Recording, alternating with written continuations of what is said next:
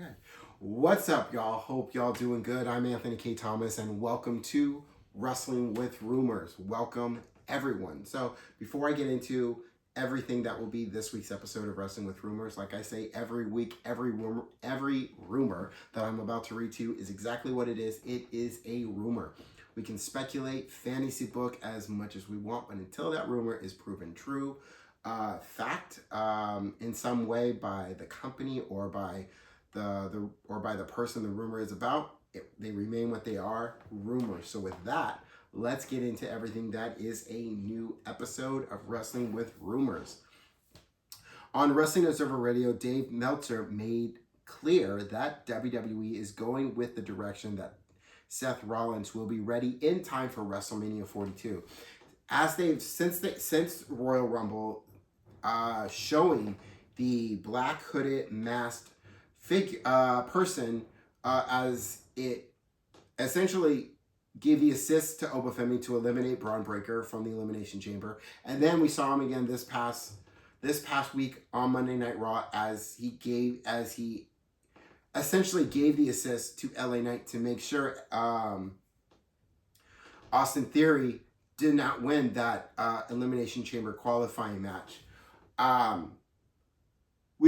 It definitely feels like we are getting to a point where Seth Rollins will be revealed as that hooded, all dressed in black figure. The thing is, even though we're getting to that, we've hit some potholes, we've hit some bumps in the road as Braun Breaker is injured and recently had to have emergency surgery. Now, the hope and the speculation is that Braun Breaker will be cleared in time for WrestleMania, but in the chances that he won't be cleared in time for WrestleMania to have that match with Seth Rollins,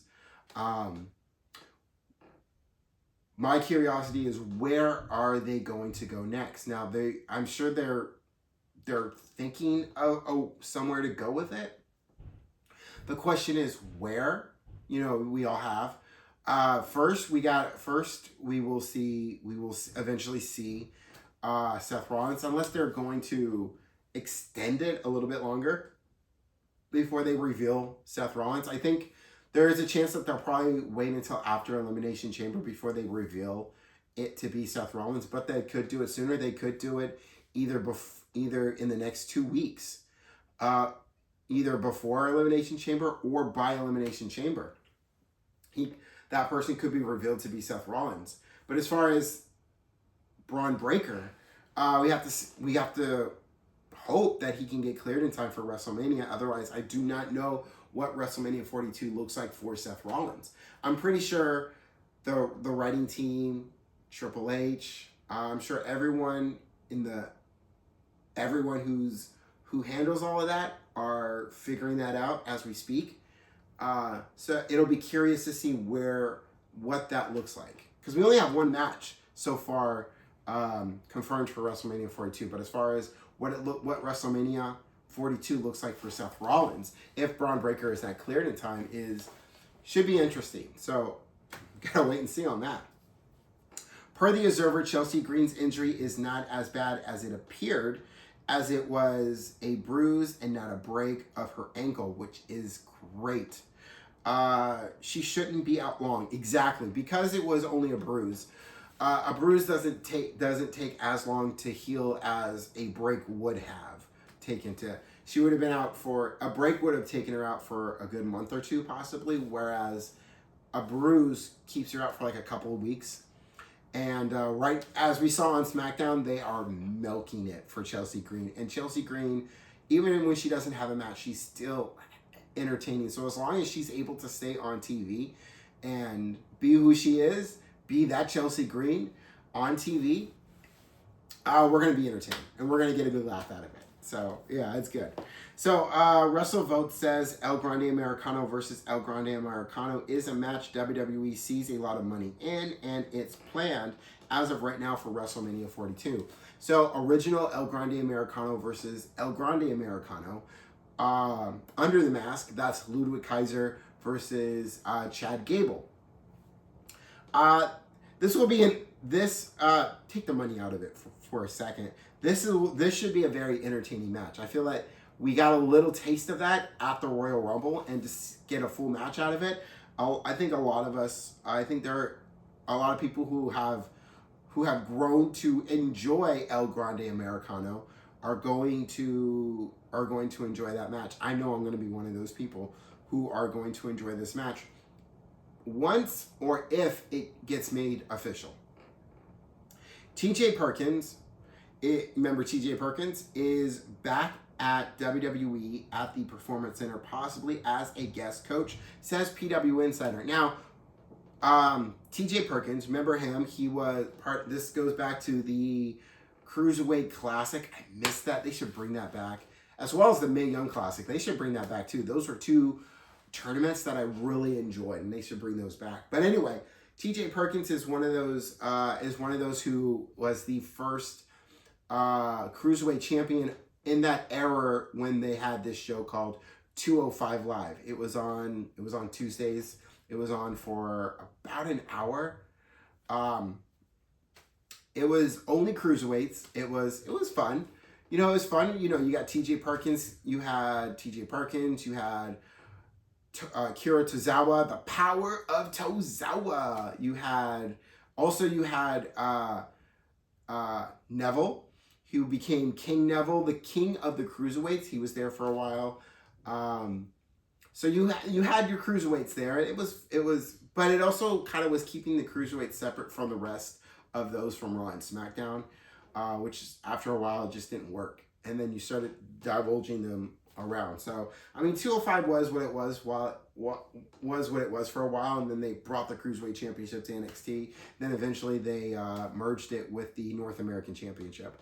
So it was what it was for a while. Anyway, it's good to have TJ Perkins back. Hopefully it leads to him having a match in NXT or in AAA or maybe on Raw SmackDown. But for now, it's good to have him back. Those kids in the Performance Center are getting a good coach in TJ Perkins. So that's great. That's a lot of knowledge they can take from him on that. That's going to be good. PW Insider says WWE and AJ Styles were deep into contract talks before Royal Rumble, but when a deal wasn't done close enough to Showtime, the decision was made to have him lose the match.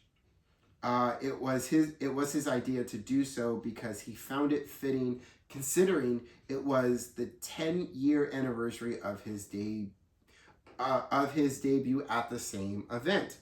Having said that, his future is unclear. The two sides are apparently still in communication, but a new deal hasn't been done, and he'll be free to talk to other promotions soon enough. There is no expectation he would jump somewhere else and wrestle again right now.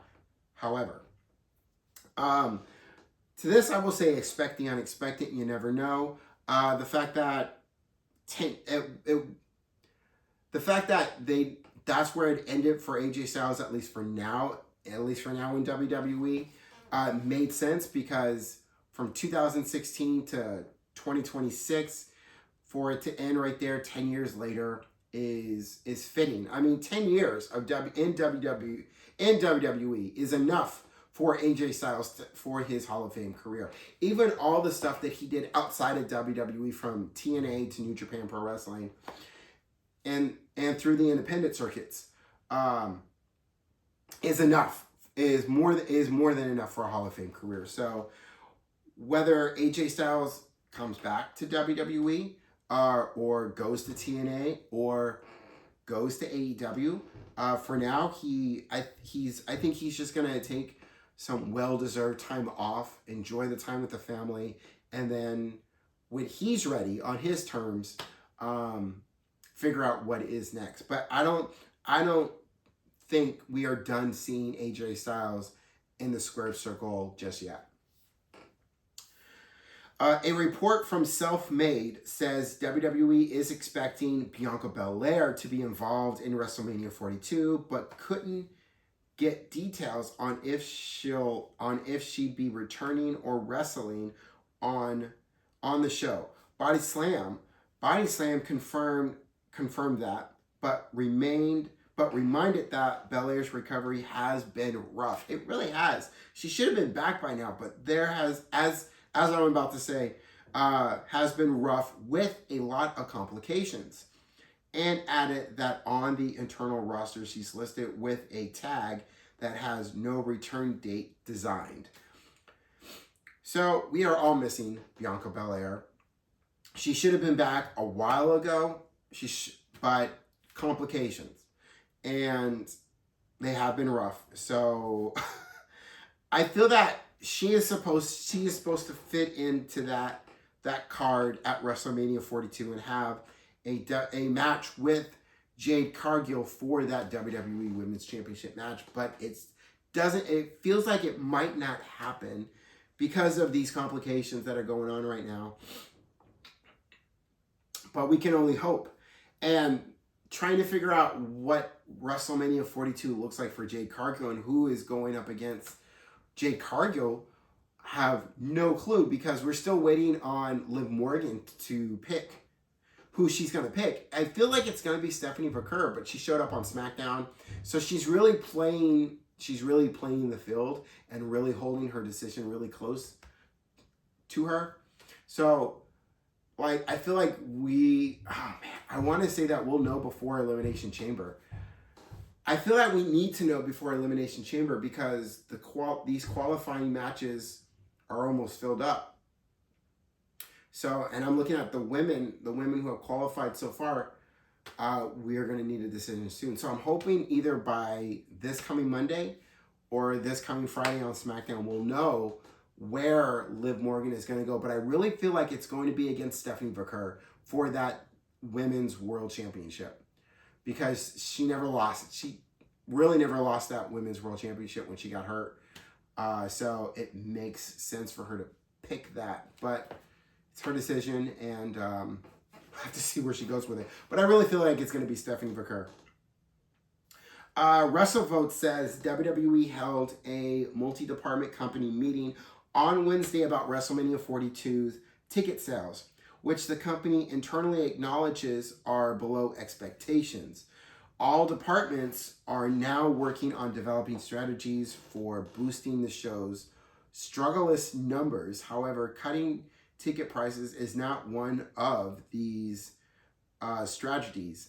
WWE plans to keep ticket prices as is for the time being.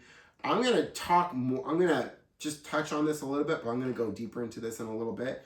But the only way they're going to get their ticket prices up, how they're going to their ticket sales up, if they lower ticket prices. And that's a direct message, not to WWE, but to TKO, because I know this is TKO doing this. We all know that this is TKO doing this. So TKO needs to understand who they are selling their tickets to. They're acting like they're selling tickets to the millionaires and billionaires, but you're not. You're selling it to people who most people work paycheck to paycheck and save their money all year to be able to buy tickets to WrestleMania. I'm going to go further into this, but if they want to get those ticket sales up, they got to lower those ticket prices. That's the first and final thing to do. Lower the ticket prices. There's a saying that the rent is too damn high. Well, the ticket prices are also too damn high, TKO. But I'm going to get more into that in a second. According to votes, WWE still hasn't figured out what to do with Jade Cargill and the WWE Women's Championship at WrestleMania 42. More options for Cargill's opponent have been discussed, with Charlotte Flair and Tiffany Stratton being some of the most pitched names. Okay, now, Tiffany Stratton did already qualify. Alexa Bliss already qualified, and I'm feeling in that and this coming Friday's episode of SmackDown, Charlotte Flair will also qualify. Now, I feel I feel that it's going to be Charlotte Flair who wins the Elimination Chamber. They kind of been putting little hints that it could be Jade Cargill versus Charlotte Flair for that WWE Women's Championship. Now, if it can't be Bianca Belair, I really feel like it should be Charlotte Flair. Because I'm still sticking, as I just said earlier, not really, but like a few seconds ago, that I still feel like it's going to be Liv Morgan versus Stephanie Vaquer for the WWE Women's World Championship, which then leads me to believe that it will be Jade Cargill versus Charlotte Flair for the WWE Championship. It's a match that a lot of us been waiting for to see, and I feel like having that match happen at WrestleMania 42 is the right place for it. So I feel like it's going to be Charlotte Flair who wins the Elimination Chamber and goes on to face Jade Cargill for the WWE Women's Championship. Absolutely. Now, TKO. I want to talk about TKO for a second. TKO and the ownership. Excuse me. Oh, man. So TKO and the ownership of WWE, they are doing it wrong. After a couple of years of their ownership of it, giving them some time to stretch their legs and see how they run things, there are quite a few things that they're doing right in WWE, but the one thing that they're doing wrong is not, I don't think they fully understand what business they are fully in. They are in the professional wrestling business, and professional wrestling is nothing like the UFC. It is nothing like mixed martial arts. It is a whole different animal. And the people who watch professional wrestling, who watch WWE, there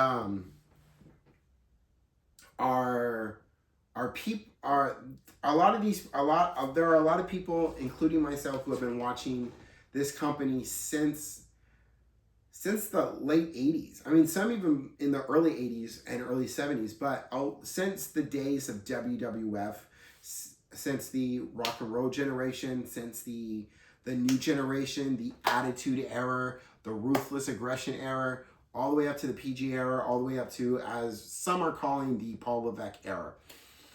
We have watched all these different eras and watched as WWF evolved into WWE and evolved over time.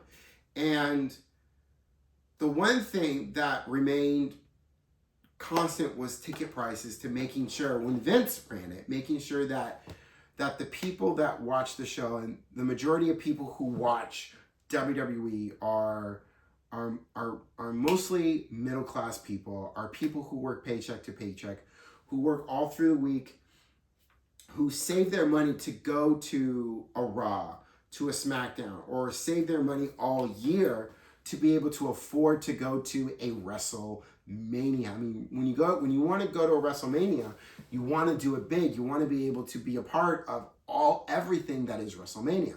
The Hall of Fame, the Raw before Mania, the SmackDown before Mania.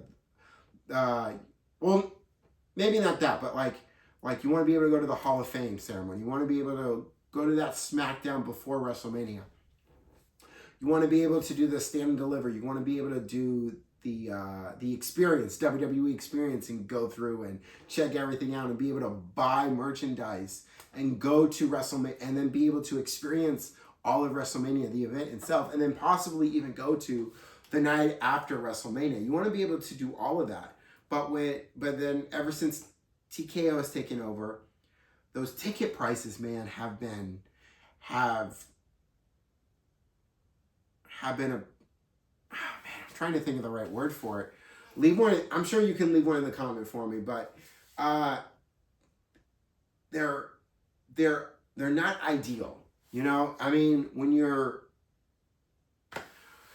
the ticket prices are a problem, and with WWE having trouble selling tickets for WrestleMania 42, and then hearing about the blackouts that are going on as well, all of that is not cool. You want to be able to experience WrestleMania however you can, especially if you're going to be in the city where WrestleMania is. and you want to be able to have these watch parties and stuff, and to be able to not do that either, TKO needs to understand the business that they're in, and the people that watch the product, that watch WWE, because what they're doing now is not helping. It's making things worse. You're Donald Trumping the situation, like what Donald Trump is doing with ICE and stuff. And I'm sorry to get political for that reference, but it's true. That is how I look at it. TKO is Donald Trumping the situation with WWE, and they need to stop. They need to understand that if you say you care about the people who are watching the product, then you can't be raising those ticket prices and assuming that everyone is a millionaire or a billionaire, because those ticket prices are ideal if you're a millionaire or a billionaire to afford all that stuff. But it's not ideal. It's not ideal for someone who works a 9-to-5 and who works paycheck to paycheck and is saving a little money here and there to be able to come to a WrestleMania. I mean, if you just want millionaires and billionaires at WrestleMania 42, you're not going to... Okay, then. But you're going to lose so many fans. The way TKO is running the business and the way TKO is essentially Donald Trumping the business within WWE. I love WWE. I've been watching WWE since WrestleMania 3 in 1987. I am a for-lifer on it, but I'm not going to sit back and not be critical when I see what's going on with a company that I love and that has saved my life and has been there for me at some of the roughest moments in my life. Even if they're not aware of that, they still have, and they've bringing me so much joy. But to see what that is going on with TKO, not cool. And they need to change that. They need to lower those ticket prices first, utmost. They need to lower those ticket prices so that it's more reasonable and more affordable for those who want to come to WrestleMania. Not the millionaires and billionaires. No, for people like us who are having a hard enough time affording our bills and affording groceries. How are we going to be able to afford WrestleMania tickets if they're that high up? So lowering the ticket prices is the only thing they need to be doing. There's nothing else that will work. Lowering those ticket prices is what they need to be doing. Because otherwise, you're just going to continue to lose fans, and they're just going to go over to the other side. And on the other side is a company known as AEW, who have affordable ticket prices for all their pay-per-view events, and not just their Dynamites and their Collisions, but their Revolutions, their All-Ins, their All-Outs, their World's End, and they put on good shows too. And those WWE fans will go to AEW because their ticket prices are a lot more affordable, and they can go, and a lot of those people who watch WWE also watch AEW, and will enjoy AEW just as much as they enjoy WWE. So for TKO's sake, lower the prices and understand that WWE is not UFC. WWE is a completely different animal. It's its own thing and has been around a hell of a lot longer than UFC. So understand that and respect the people who watch the product as well. Because I don't feel like they do. And I'll say it again, I do feel like they are Donald Trumping the situation. And I feel like a lot of you understand what I mean when I say that. And one last thing that I want to touch on really quick, that is Royce Keys. Where is he? We haven't seen him. I was excited when Royce Keys debuted on the Royal Rumble, but since then we have not seen him. He has not showed up on Raw. He has not showed up on SmackDown. I was hoping that he was going to be part of the Elimination Chamber qualifying match, even though he might have not won the Elimination Chamber. To have him part of the Elimination Chamber qualifying matches would have been great to see him part of. I thought Oba Femi was going to be part of it too, but I guess not. But at least we've seen Obafemi on TV, and now he has a match on SmackDown, which is starting to lead me to think that maybe he's going to be on SmackDown. But where the hell is Royce Keys? He should at least be showing up and at least taking out some cruiserweights. You know, really showing what he can do in the ring. But we haven't seen him. I'm starting to worry a little bit that we haven't seen him. We should have seen him by now. What the hell? You know? What the hell? Anyway, I'm Anthony K. Thomas. This has been Wrestling with Rumors. I appreciate all of you for watching, for listening. If you haven't yet, go ahead and hit that subscribe button so you can keep up when all new episodes of Wrestling with Rumors and Rumor of the Day drops. Rumor of the Day is a daily show that I do every Monday through Saturday, and Wrestling with Rumors is out every Sunday. And while you're at it, go ahead and hit that thumbs up, leave a comment if you like to talk about anything from the rumors or anything that I talked about today on Wrestling with Rumors. For now, I hope all of you have a good, fun, and safe week. Don't forget to take care of yourselves, and I will see you on the next one. Peace, y'all.